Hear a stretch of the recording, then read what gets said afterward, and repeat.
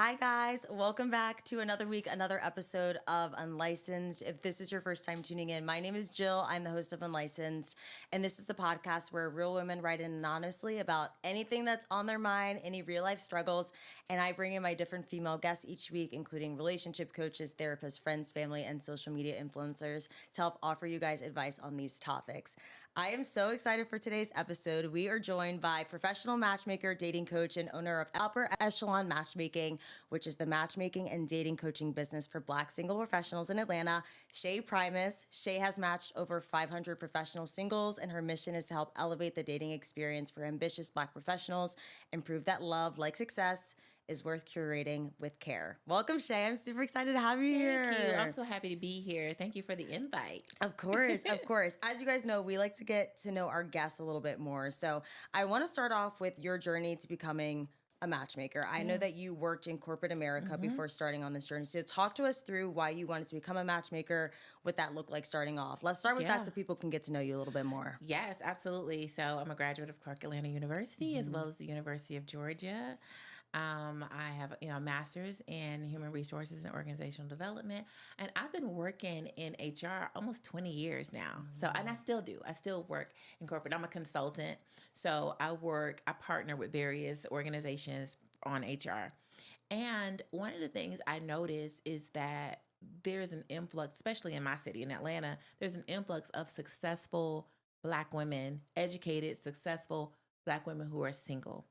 And the question is, how do I find people who are at par with me? I'm surrounded by it in my sorority, on these different jobs, my friends, right? And so it's just like, are they missing? Where are they? Like, what happened? But it started in college, right? When we realized that there were 20 women to every one man, right? There's one man for 20 women. And so the gap started there, right? And it doesn't help. So once you graduate, the numbers of men who are at par with you are just fewer, especially here. Now, that might be different in other cities, but in Atlanta, you know it, you see it.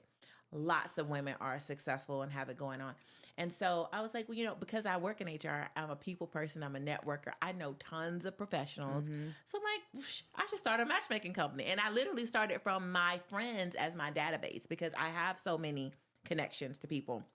And I'm one of those people, I'm involved in lots of different organizations. So I just have a big network. Yeah. So it was easy for me to just start and say, okay, I'm going to have an event, and people would, connect, and they're like, hey, Shae, who's that guy? Who's that girl? And I went and got certified as a matchmaker. I got certified as a dating coach, and then launched my business. Initially was called Middle Class Matchmaker. And then 2.5 years ago, I up leveled to Upper Echelon Matchmaking because Rick Ross asked me to match him. I saw that. Yes. So cool. Talk to us. Why did you want to redefine your brand and elevate it? Yeah. So you're working with celebrity clients. There's this elevation factor in this luxury space. What made you want to transition into that? Well, because they have a unique issue. So same situation and I do both audiences. So Upper Echelon helps me to incorporate successful professionals that I already incorporate, right? I already work with them. And also people they're just not middle class. They might be upper, but it allows me to reach both parties. So that's why I created Upper Echelon.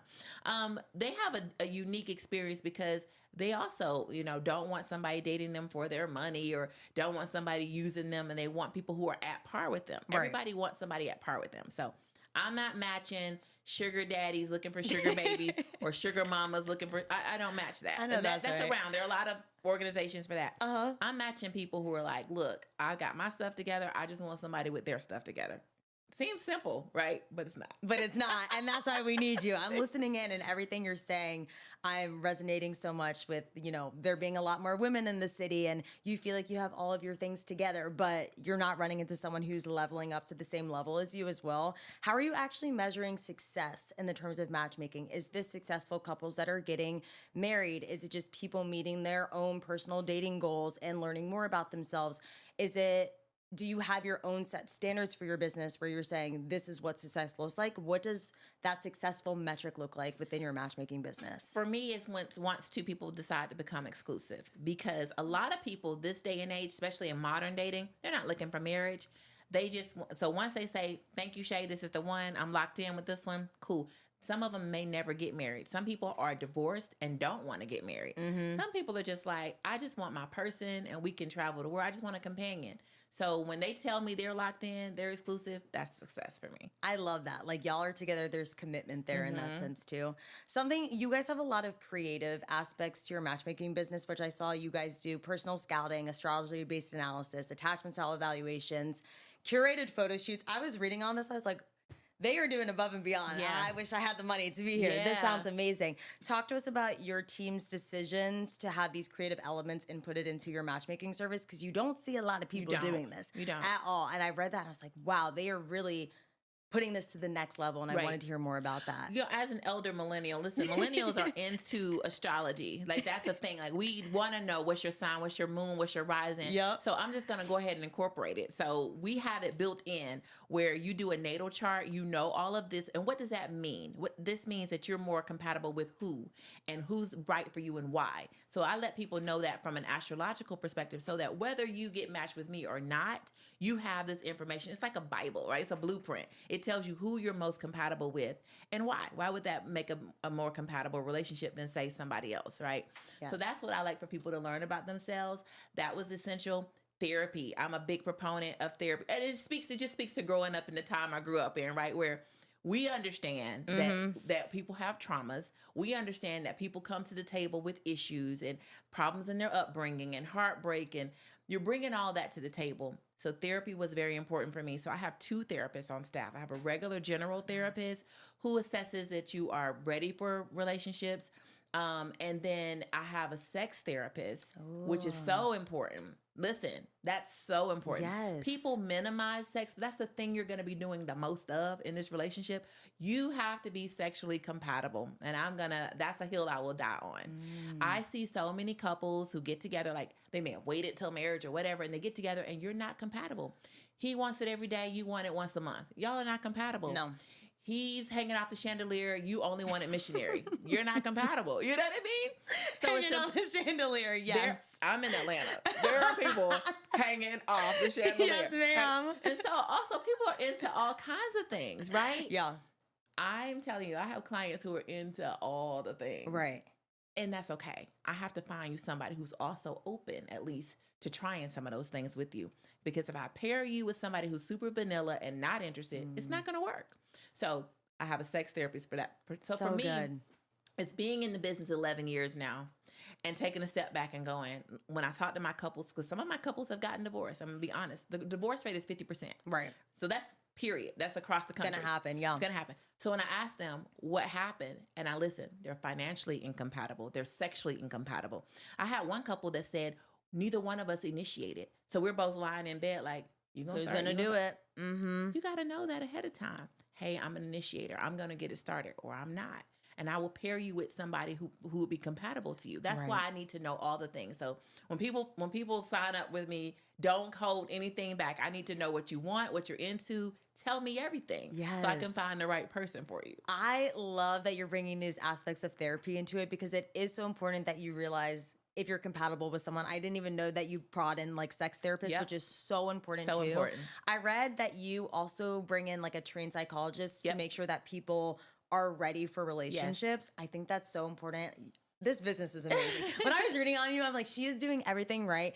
Talk to us about the importance of people knowing that they're really ready to be in a relationship before entering into one, and why you made that decision to bring in this trained psychologist in your business to make sure people are actually ready for relationships. There are a lot of people walking around here unhealed.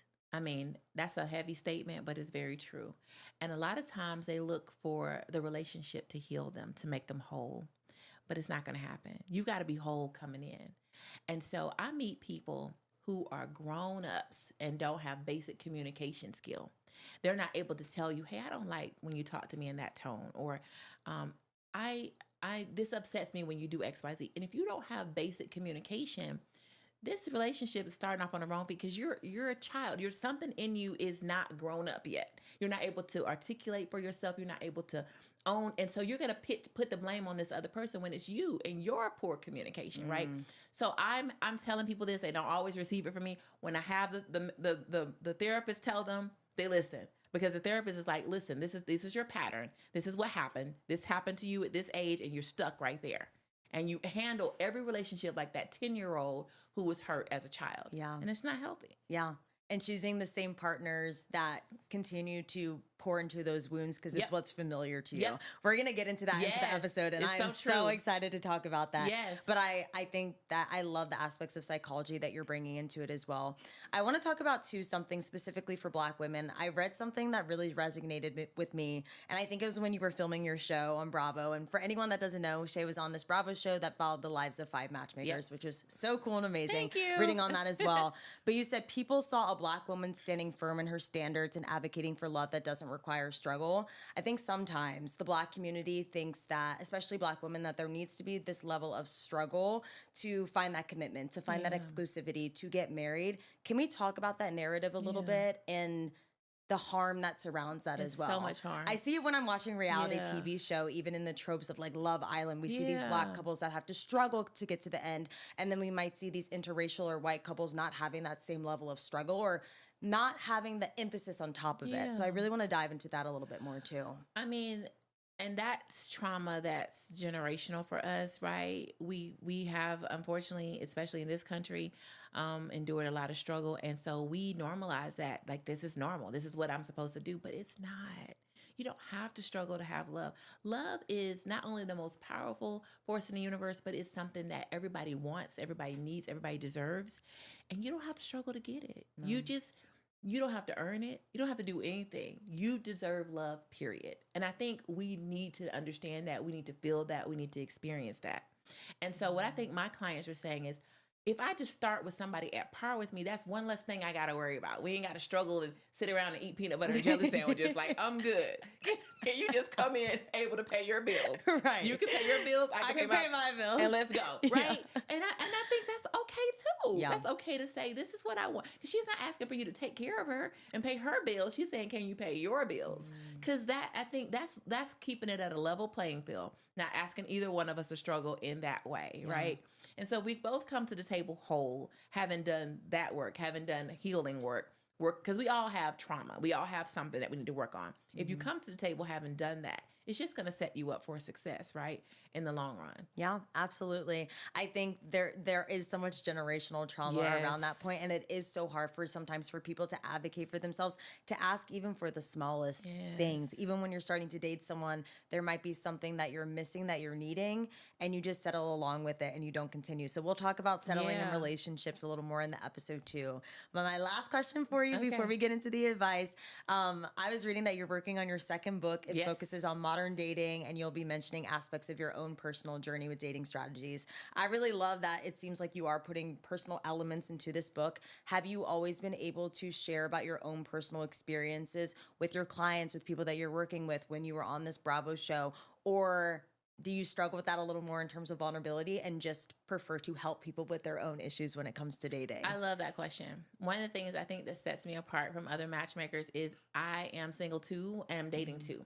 And for a long time, that was like a mark of shame for me. Like, I was like, I don't know, like, do I need to always be in a relationship? Will people listen to me but I think what sets me apart versus somebody who's been married 25 years, they are out of the dating game. They are not dating. Yeah. They don't know the shenanigans that we deal Especially with modern dating it's and technology. Whole different world. It's different, man. This is not 1990 nothing. This is not even early 2000s. This is a whole different world. Yes. And we have different problems. And I know because I'm in it too. Yeah. So what I decided to do was just focus on my strengths. Listen, I know. I've dated all of them people. Everybody you telling about, I've experienced that. I know. I was with him last week. I know how that. So I think what I did, I started to just own the fact that I'm dating too. Yeah. You know, I have these same struggles as you. This is what I've learned from it. And I think I've been very vulnerable from that. What makes me successful is not just the fact that I'm certified, and I've done the work. I told you I just matched my sister. Like, I match for a living. This is what I do. I do this. Yes. So it's like going to the hairdresser and her hair is not done, but she can do your hair.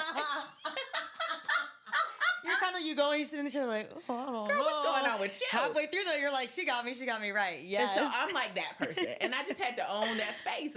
But in my newest book that's coming out in May, it's called Touch. Okay. And it's actually an erotic memoir. Ooh. So I literally walk through each relationship that I've had, all my lovers, all my relationships, and I tell you when I wrote it out, I realized I'm not repeating the same thing. I'm learning the lessons I need to learn. Each person is a curriculum. Each person is a lesson. And here's how I learned from that relationship. And here's what I learned. And this is what makes me better. And I'm not repeating the cycles, because once I cut that off, I don't entertain that person. I have a different curriculum. I have a different lesson. Yep. So I put it all in the book so that not only do I see it for myself, but you can see it. Oh, she is elevating. She is growing, and she's learning different things. But listen, there's all kinds of trauma and unhealed.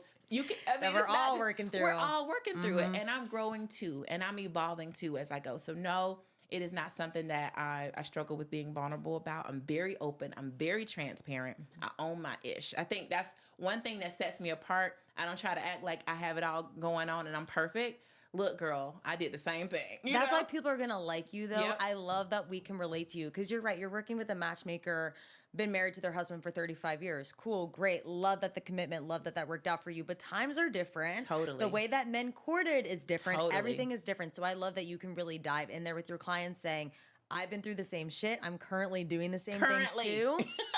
We can work out this. We're going to get through this together. And I love that connection. And the other thing that sets me apart is I do my own scouting. So I didn't know that. I go to the events. I'm invited to. I get the invitations, and I'm there.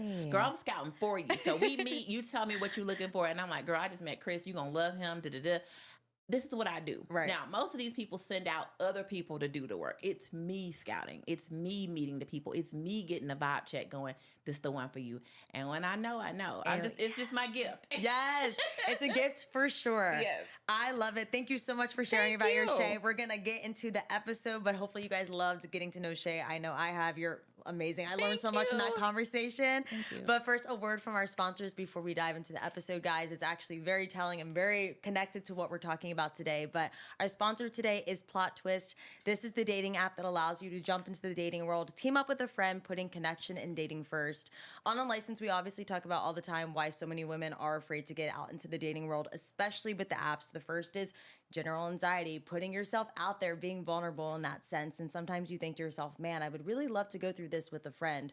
But also on the opposite side of that, safety. You're meeting up with a stranger in person. You've never met them before. And if you're not working with Shae, who's amazing, then maybe this is another way to do it as well. So this app is amazing, Plot Twist, because it allows you to team up with your bestie and you're matched up with other pairs, making dating more fun, more social, and ultimately safer. What's really cool about it, and something that I really resonated with here at Unlicensed, is that it was founded by two female healthcare providers whose mission is to tackle the loneliness epidemic, focusing on emotional, physical, and mental well-being. So if you guys are ready to get your dating journey started today, head to my Unlicensed Advice page on Instagram at Unlicensed Advice, or head straight to the App Store, type in Plot Twist, and use my code Unlicensed, uppercase or lowercase, and we'll get you guys started on your journey today. Perfect transition into our episode for today, guys. I am so excited. I've been trying to get someone to talk about what we're talking about for years for this. So you're the perfect person.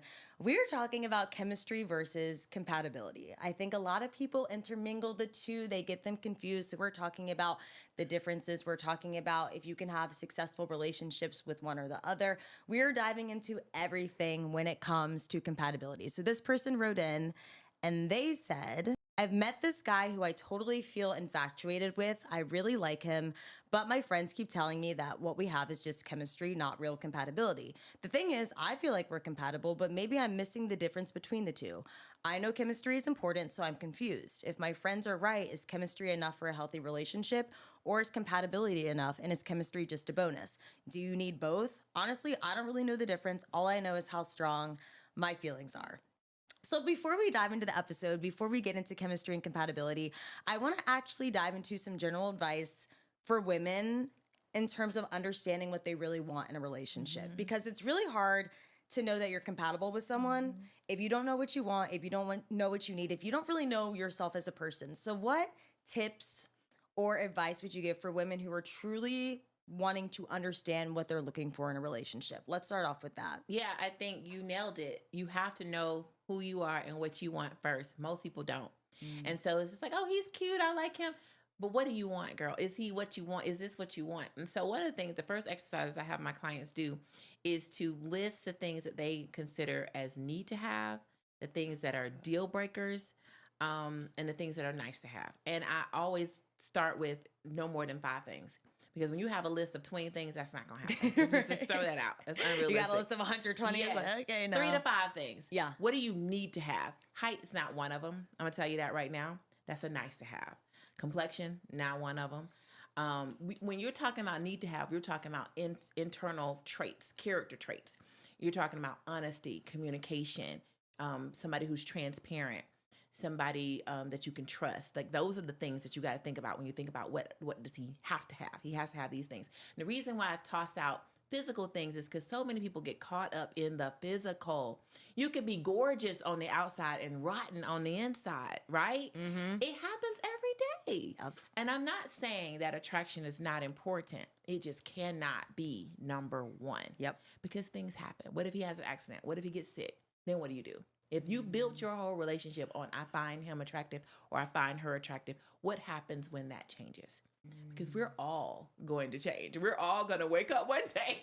Wrinkles everywhere. I'm sagging everywhere. Yes, it's going to happen. So you cannot build. That's like building on sinking sand. It is not a good foundation. You know what I mean? It's a nice to have. It really is. But if that person is beautiful and that person loves you down and you can trust them and you know that if they say they're going to be at this place, they're going to be there, that's what you can build on. That's a good foundation. That's a solid foundation. And so I have them work through that exercise. When we get into deal breakers, it's important that we learn how to set boundaries. A lot of people, women specifically, have not yet learned how to set boundaries. That is very important because if you tell me that this is your pattern, every single person you've dated has used you, has hurt you, has crossed the line. Where's your boundary? When did you set it? How did you enforce it? That's what I'm going to ask you. And most of the time, I told him I didn't like it. Did you take him back? Yeah. You know what I mean? That's what happened. It's a pattern. So you have a boundary issue. You're not able to set boundaries. Now, those are things we have to work on, me and you, understanding what you need and can you set boundaries? Because here's the thing. You're going to see somebody's going to cross the line. It's going to happen. It's how you respond to it.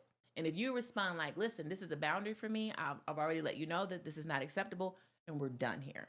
And you stand on that. You step away from the situation. You step away from it. Mm-hmm. I'm not going to tell you that sometimes that doesn't hurt. Sometimes I step away and cry all night long. But I held firm to my boundary and I can look myself in the eye and go, I did that. That's really what it's like to date. I talk about dating grown all the time because a lot of times we still date out of our teenage self. Yep. It's not an adult. It's not. It's like 13-year-old me is so triggered at almost 30 years old. It's too much. Like, seriously. I love that the breakdown you do of like your needs, your wants, deal breakers. Because you're right. There's a lot of things that I think we look for that sometimes you're like, do you really need that or do you just want that? I want to talk about that physical attraction piece because I was doing some research on that today. And I think physical attraction obviously is important. There's almost like this evolutionary aspect to it. Just back in the very old days when you're physically attracted, your lineage continues on, therefore, and moving forward. But I want to talk about, honestly, the importance of it in the sense of, I think nowadays people almost have this narrative that you're vain or egotistical if you do want a partner that you're physically attracted to. And they tell women, you may not be attracted to him, but he's a really nice guy and that can build. Can physical attraction build over time? Or is it okay for people to prioritize physical attraction? Not as much as the needs in the relationship, of course, but still something that's important that they can look out for when they're dating. I'm going to say this. We have to be realistic, okay? I had a client who was 350 pounds, and I'm not saying this as fat shaming. She's 350 pounds, and she was like, he's got to have abs, and he's got to, and it's unrealistic, sis, because you don't have it. Sometimes we shooting up here, and that's not your lane. That's not your lane. Your lane might be right here because that's what you are. You know what I'm saying? Staying in the range. I always talk about this with my friends. Some people don't understand that this person is out of your range, and that's reality. You can say, I like Boris Cujo all day long. You know what I'm saying? Or whomever, whoever it is. But if that's not your lane, you can like Michael B. Jordan. If that's not your lane, you're not going to catch him. Right. It's something we typically learn in high school. In high school, you figure out which lane you're in. The cheerleaders getting the football players. I want this football player. It's never going to happen. You on the geek squad. You know what I mean? And I don't think we have realized that continues. It does. We all have a range that we can catch. and this person might be out of your range. So if you are realistic about what you look like, what you bring to the table, because you like a lot of times people are, they want to be so physically focused, but they don't want you to do that with them. But you could say he's got to have abs and be 6'3". Come on, sis, make it make sense. It's the same thing. You got to make him work on both ends of that. You don't look like that either. I totally agree with you. I always joke with my friends of there's a range of attractiveness, and maybe you consider yourself a 7, and I think the 7s you can go for an 8 or 9, but can you go for a 10? I don't know. You got to choose it on the day. And everybody's not a 7. Let me say that and too. Not everybody's a 7. And it's true. But thankfully, a lot of time you do see people that like are of equal attractiveness dating, so it works out in that sense too. But that is so funny. I totally agree. Now diving into the episode a little more, I think what's going to help people understand compatibility and chemistry for all of my questions is a basic definition of the two. I think a lot of time people get them really confused. So can you provide just a basic definition and the differences between compatibility versus chemistry for everybody listening in? Well, to make it simple, compatibility is like people who can fit together. So when you think of like a puzzle piece fitting together, that's compatibility. That's this person fits into me, I fit into them, we're compatible. So when I talk about sexual compatibility, it's like we're into the same kind of things. We both let our freak flags fly. We're kinky together. You know what I mean? He's not trying to do something off the wall and I'm not. Like it's compatible. It's not sameness, but it can work together. Mm-hmm. That's what you're looking for with compatibility. Chemistry is sometimes so confused. It's confused with compatibility because we're looking at the movies, and movies make us think that you're supposed to see like the heavens are supposed to open up and the angels are starting to sing, and then you have butterflies. Girl, butterflies are anxiety. Like, stop it. Like, when you get the butterflies, you really do run. That's your soul saying, your stomach saying, this is not it. And sometimes it's a fantasy. Like, it's literally a fantasy that we get caught up in with he's so tall and he's so muscular and he makes me feel safe. What do you need to be safe from? Let's go into that. Like, who's hurting you? Is somebody, like, are we in wartime? Like, what do you need to But people are just chasing this thing, and then I'm like, why do you need that? We need to understand, why do you need to feel safe? Like, what is it? Why aren't you safe by yourself? Let's start with that. Ooh. What's missing? Because you're looking for this person to give you something that you don't bring. Yeah. It's like finding it for yourself in some situations is more important than trying to find that aspect of happiness too. Yes. I love that you brought up the butterflies point. I was going to ask you about that because in movies, people have these butterflies. And I'm sure even in real life, we've all had a crush or someone you're interested in and the butterflies go crazy. And then you might leave the situation with them and you just feel emotionally drained, physically drained, whatever that looks like. Can we talk about what's actually happening in the body, if you know, with butterflies when it's really anxiety? What's going on with butterflies that's actually masked as anxiety when you like someone? It's really your body signaling you're in trouble. Get out. This could be an energy transfer, like you talked about, somebody draining you. People are energy vampires. This is a person that's going to just take from you until you're depleted. Your body told you that when you first met him, but you were so caught up in how he looked and his chain and whatever you're looking at. You know what I mean?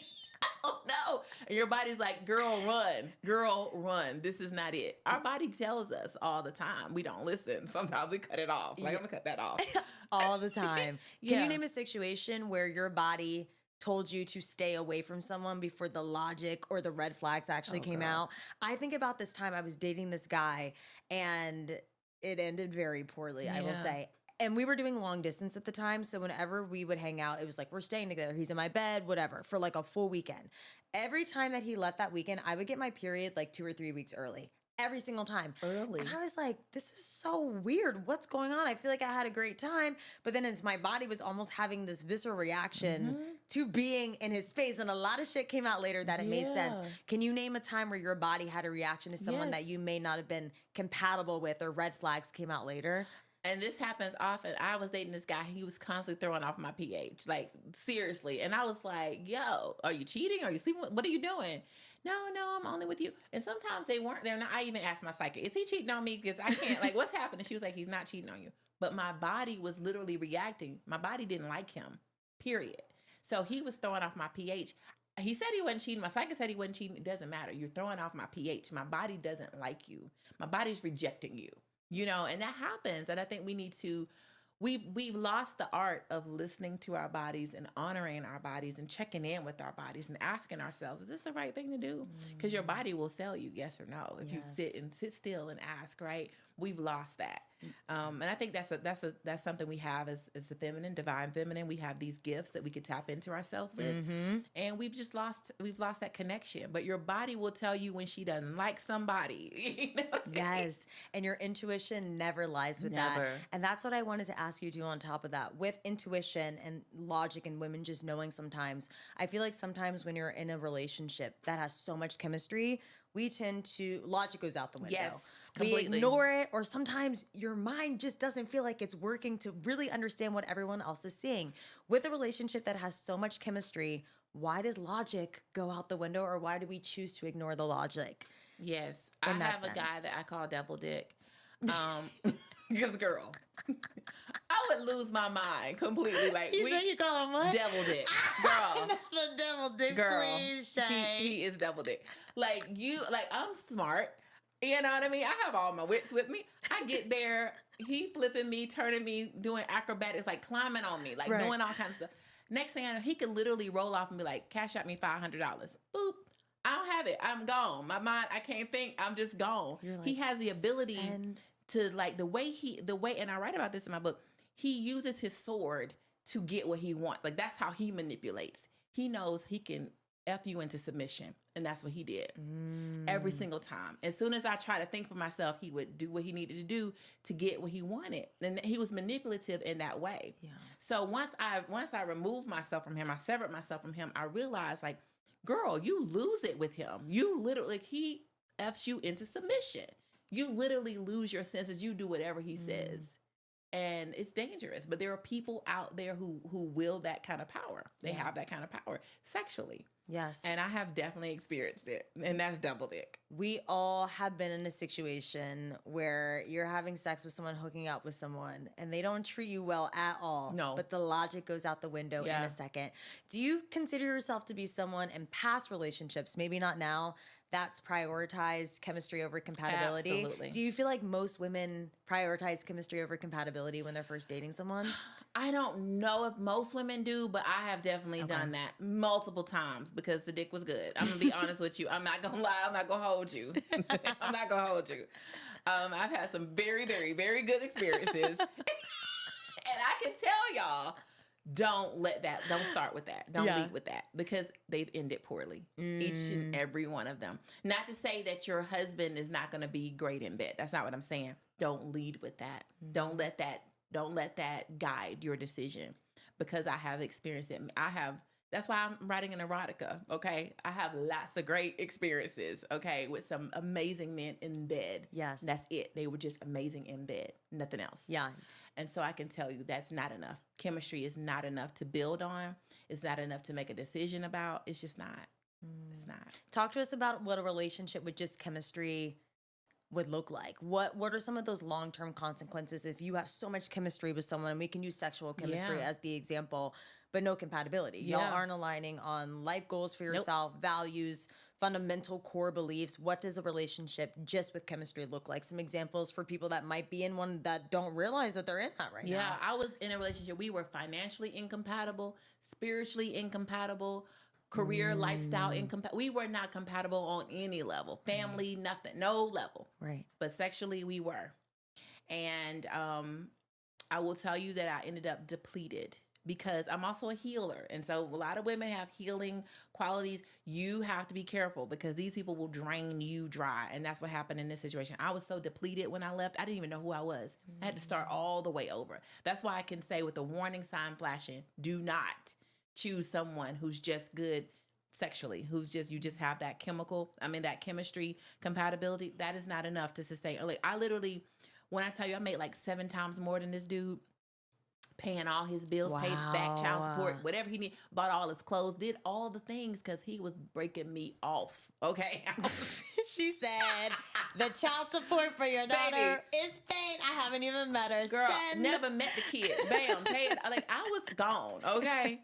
I'm being honest that I have experienced that there is dick that good. Yes. That you will do whatever. Yes. I have been there. The logic right over your head. Logic out the door. Yes. And I'm very smart. And I know Yes, smart. absolutely. But it went out the door. So people, that's too powerful. It really is very powerful. Dickmatized people going. I was dickmatized. Yeah. Okay, I can tell you for sure it's a thing. I was totally dickmatized. Shae said I was in that shit for a couple years, man. I was stuck. Damn. For several, I don't even want to tell you how many years, but I was stuck. And so I think one of the biggest lessons I learned is even though I enjoy sex, right? Obviously, it's important to me. It cannot lead my decisions. It cannot lead. So I need to make sure you have this other stuff because I already know. You break me off, I'm gone. I already know that about myself. So do you have these other things and that's when I started to shift. Like, this is what I'm looking for. Now I know what I'm looking for in a relationship. Can you build with me? Yes. Do you have the qualities to build with me? Are you honest? Transparency is something I have to have. And transparency is you're telling me before I can even ask you. You just, hey, Shae, I met this girl today. I didn't even ask you about it. But you're being so, because I'm transparent. I'm going to tell you, you don't even have to ask me. And I need for you to also be transparent and to be a great communicator. That's important to me. That is a deal breaker for me. I'm not going to be in a relationship with someone who is a poor communicator, who is not transparent. I got to dig stuff because let me tell you, it ain't enough sex in the world that can give you the peace that you need if you don't have those things. Exactly. fulfilled. Especially when they're away from you. Yes. Absolutely. I don't want to be worried about where you at and what you're doing and who you with. Absolutely. I love that you are, again, it goes back to you saying that you really are applying these own things to your life of making that list of needs, wants, deal breakers, all of it. On the opposite side of that, so we talked about what chemistry only looks like in a relationship. Do you think there can be a relationship that's successful with only compatibility and no chemistry? Or do you think if you're so compatible with someone that chemistry has to come in line at some point of your relationship? Yeah, one of the guys I've been dating for, I've probably been dating him like 3 years. We are, when I tell you our compatibility is through the roof, we're probably 90% compatible. 90%. We grew up the same exact way, same upbringing. So we're both secure attachment style. Okay. Both have our parents in our lives. We both went to the same types of school. I went to private school my whole life. So did he. We both went to HBCUs. Like our life is like tick, tick, tick, wow. tick, like straight up and down. He's my heart. We are compatible all the way down. Sexually, not so much. Let me say this, and not because he's not good in bed or anything like that. He's well endowed, no problem there. That's not a problem. I'm more of the initiator in our relationship. So in our relationship is 90% I'm rotten. That's what we do. So compatible, yes. Chemistry, not as much. But that's my heart. Like, we're compatible. I'm a whole freak though. You said I need a little more. Come on now. I need some. Could I marry him? I'm gonna be honest with you. Could I marry him? Absolutely, girl. He knows me. You could call him right now and say, "Shae is hungry. What should she order?" He'd be like, "She needs to." He can place my order for me. He's that in sync with me. Okay. Yeah. That's compatibility. I don't know if anybody will ever find that, but I have. I do have somebody who's so compatible with me. But we're not necessarily a match sexually. Do you think, so with someone like him, I think that's a perfect example. How can people build chemistry over time? Is it just communicating what you need? And does it come down to if you communicate what you need and they're not doing it, you might have to just find someone who you have some more of that chemistry with? Because obviously there's sexual chemistry, but there's all aspects of chemistry. There's so many. How can you build chemistry over time then with someone? Have you been able to build some aspects of chemistry with him? I mean, we have chemistry. We have great sex, but it's not the same. It's not the same. Okay. I think and I have learned that that's okay. Like, he's not that person. He don't have the aggression. He don't have the right. Like, he don't have that. He's secure. He's successful. He got money in the bank. He's just showing his love. It's very different. Does that make sense? It is. Because when you experience both, you know that sex is a language, and you communicate with sex. Mm-hmm. He communicates, "I love you. I like you. You're cool." Mm-hmm. He don't communicate, "I'm about to break your back." In that sense, too, can chemistry ever be one-sided, or do both people need to feel it for it to be considered chemistry? Can I feel like this crazy connection, sexual attraction, I love their smell to someone, and they're looking at me like, "Girl, what are you talking about?" Can chemistry be one-sided? Absolutely. If you call him right now, he'd be like, "Shae, the biggest freak. She the best." He'll be like, "Oh my gosh." So from his perspective, yes. From my perspective, you see, we have two different views. Does that make sense? Mm-hmm. But doesn't mean I would throw him away. Right. If I were like, I want to get married, he's number one choice. He's obviously the franchise player of my starting five because we have so much chemistry. I can meet somebody today who can break me off and you don't have a pot to piss in. Yeah. Am I going to choose that person? Hell no. Yeah. You see what I'm saying? I totally understand that. I think the same can go for compatibility. Someone can be feeling your needs so much and they're everything you've ever wanted in those needs. But then when you ask them, hey, like, how am I doing with you? How are you? Like, they're like, you're not feeling a lot of the things that I actually need in a relationship. So it makes sense that it can be one-sided in those situations too.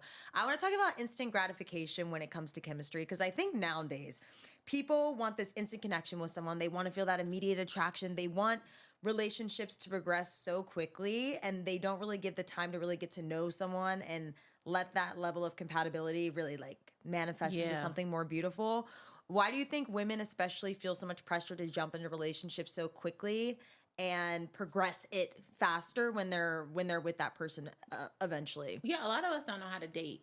And most of the time we were not allowed to date as preteens. You know, I did go to private school, so I'll go back to that, where the white kids would do group dates. So it might be 5 girls and 5 guys, and the parents knew they're going on a group date. That's healthy. If we take a page from somebody's book, take a page from that. Whereas we're like, don't look at no boys, don't talk to no boys.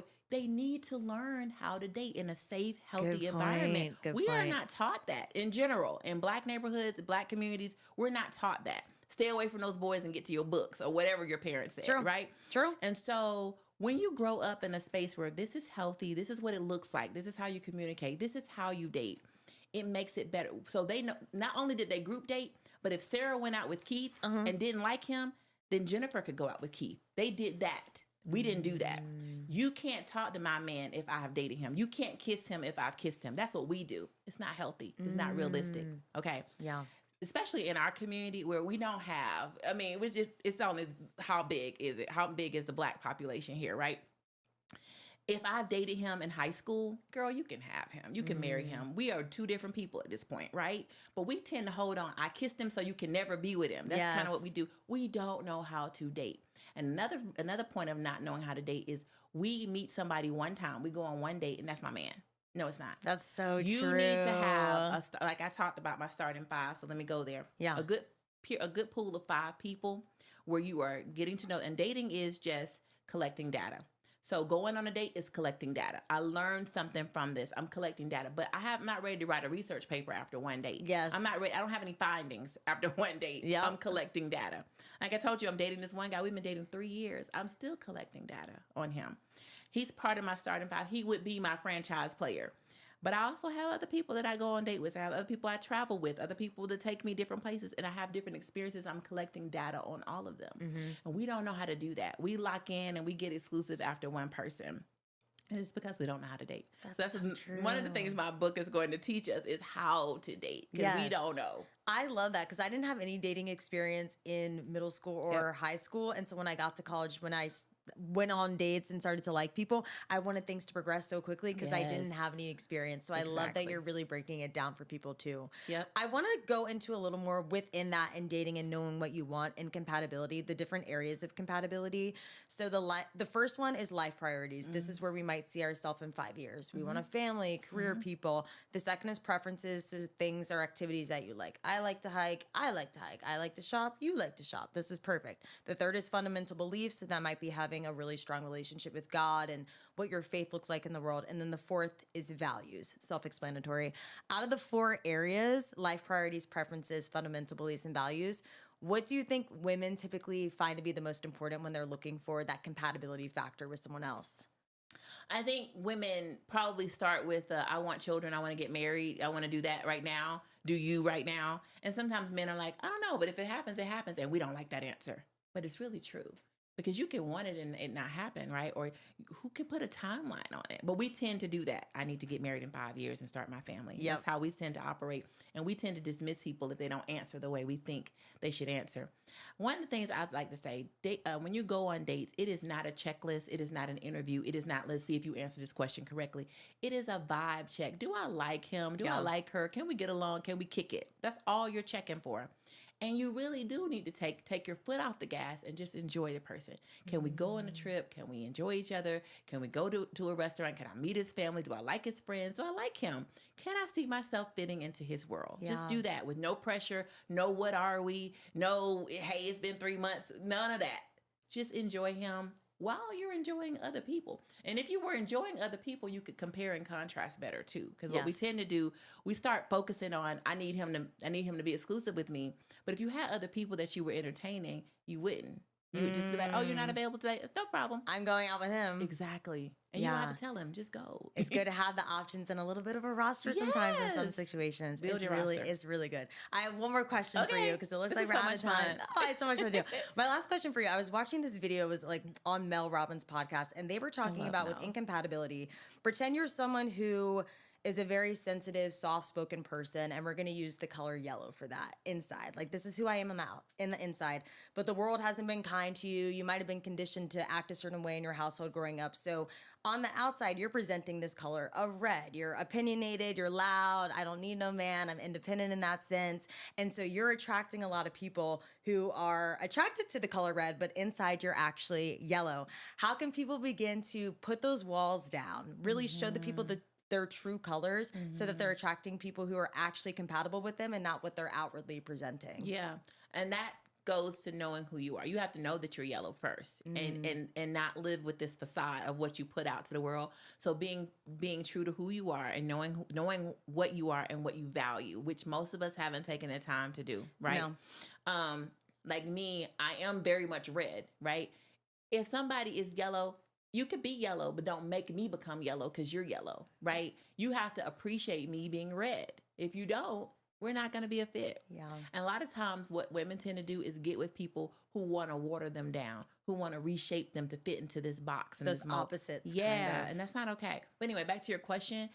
It first begins with knowing who you are, because we attract everybody. You're attracting the red, you're attracting the blue, you're attracting the green, you're attracting the yellow, and you're choosing this red. We're attracting everybody, and you're choosing this one. So if you know who you are and you know that, hey, this doesn't work with me, I've been with these people, they're too abrasive, you need to understand who you are and play in your lane. Going back to knowing your lane, play in your lane. That's what you need to do. I love it because it is your choice at the end of the day who you're ending up with and you're continuing. And it goes back to what we were talking earlier about continuing to be in that cycle of these people that are not compatible with you and might be triggering old wounds because it's familiar, but it's not necessarily what's healthy for you. Absolutely. I think that's a perfect place to end. Any last words of advice for this person who's struggling, just figuring this out in terms of chemistry and compatibility before we end the episode?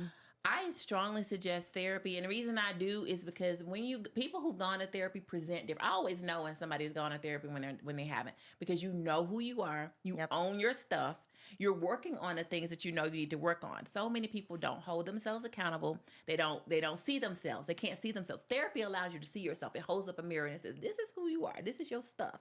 This is what you need to work on. These are your failures. Go to therapy, sis. Go to therapy, bro. Go to therapy." And when you meet people, you will also, when you've gone to therapy, you will also know when somebody has gone as well. It's true. And so if the healed people get with the healed people, you know what I mean? Find me a healed person, please. Yes. I'm all for it. Yes. I'm all for it. So I think that's what we need to do, because yes, we all have stuff. We all do. It's your responsibility to address it and to heal from it. I love that. Go to therapy, y'all. Y'all know how I feel about it. Shae, thank you so much for being here today. This was awesome. Let the people know where to find you, upper echelon, everything that you're working on with coaching, all your social media. Let them know where they can find you at. You can find me at upperechelonmatchmaking.com. Stay tuned. I'm also launching a brand new business. I'm super excited just for the holidays. We're going to do a soft launch. It's called Upper Echelon Experiences. Ooh. And this is a companion service. So you can also find me on Instagram at Shae Primus Matchmaker. And I'm super excited. Thank you so much for having me here. Of course. Thank you for being here. I hope you guys enjoyed today's episode. I know I love getting to know Shae more and talking with her. If you guys want to submit advice and, get your story answered with amazing more guests, head to my Instagram or my TikTok at Unlicensed Advice. Go to that bio, type in that Google form, and we will get your guys' advice answered. But I love you guys, and I will see you next week.